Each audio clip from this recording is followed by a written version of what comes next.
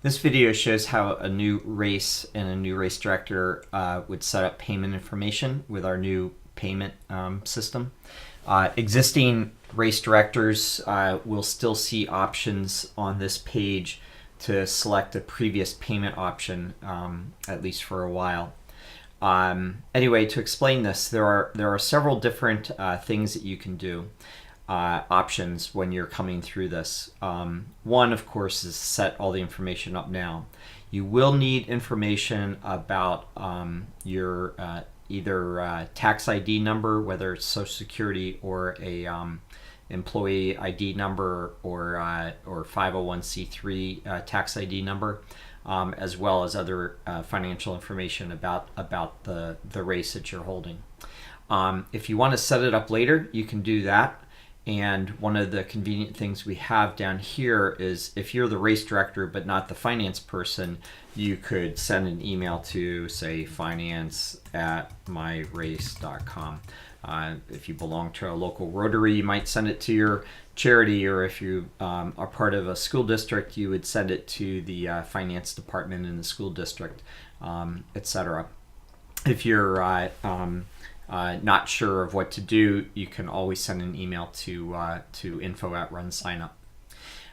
If you choose to set up payments later, then we actually will not begin taking transactions. If you do want to begin taking transactions and set it up later, you just need to click this button here to confirm that you are okay with setting up transactions. We do limit the amount of transactions to $3,000, and we will, of course, not be able to pay you until you set up your payment information. But the most common thing to do is to set up payment information now. And if you are a previous user of RunSignUp, you'll see previous payment mechanisms on this drop-down list. But in this case, we're going to set up the new payment account with the new payment system. So you can set up a short description. So my race. And then the next part of this is choosing your legal entity. The legal entity is the organization that the race is being backed by. So you'll be setting up a new legal entity, and you have different types. It could be an individual, so maybe you as an individual are organizing this, or maybe you have a small timing business that's an LLC, or maybe you're a tax-exempt organization like a school district or a Rotary Club, or some sort of charitable foundation. I'm going to choose that as an example. The legal entity name. So this is Bickle Charity, and doing business as Support Bob. Tax ID is a 9-digit number. That could be your Social Security number if you're doing it as an individual. It could be your 501c3 number if you're doing it as a charity. It could be your employee ID number or tax ID number if you're a business. And it's typically a 9-digit number that you'll have. Years in business, 3 years. Our annual credit card sales. We have different underwriting requirements.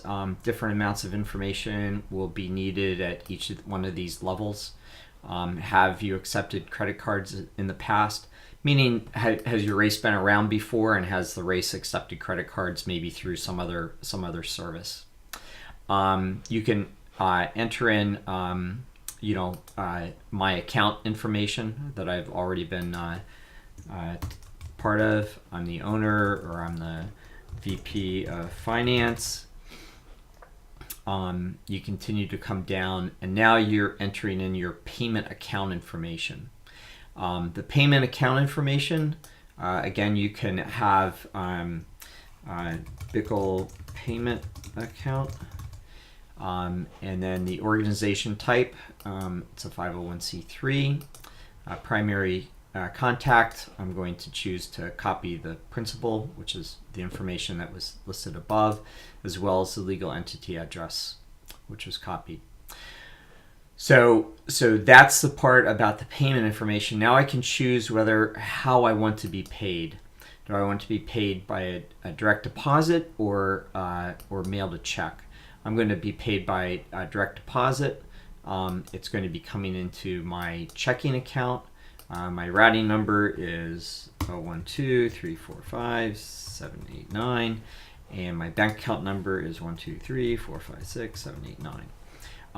All of these pieces of information are required for you to set up, and then you basically sign your name at the end of this. And when you've done that, you have now created a payment account, and you are good to go.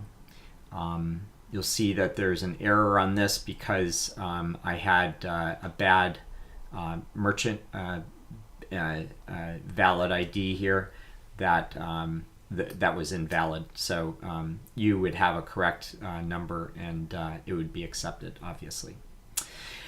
All right, that's all there is to it. And after that, you'll have the option of setting up payment if you've chosen the direct deposit to be daily, weekly, or monthly.